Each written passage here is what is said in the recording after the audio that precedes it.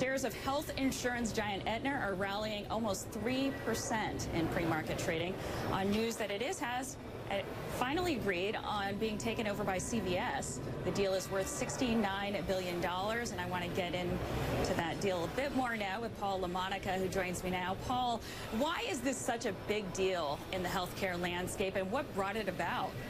Yeah, this is a gigantic deal, Stephanie, because you have the marriage of a company, CVS, which already owns the large drugstore chain in the United States, as well as a big pharmacy benefits company in Caremark, now merging with one of the larger insurers. And this could create the potential for a combined CVS Aetna to really be a one-stop medical shop. They are stressing on the conference call that's going on right now that consumers will be able to not have to go to the doctor as often because they can go to their local CVS, get screenings, visits with nurse practitioners, physician assistants, and that this could be good for consumers. Obviously, it remains to be seen whether or not the government will greenlight this deal, since we've already had 2 insurance mergers that were blocked earlier this year. Okay, let's talk a little bit more about the consumer angle of this. You mentioned it could be a one-stop shop. What could it mean for drug prices?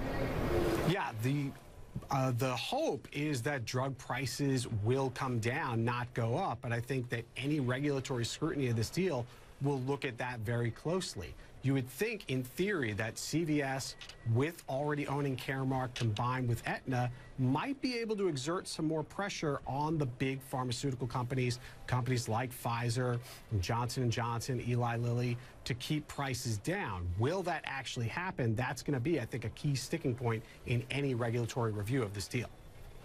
Okay, isn't this also sort of a deal in response to the possible play that Amazon is planning into the drug market?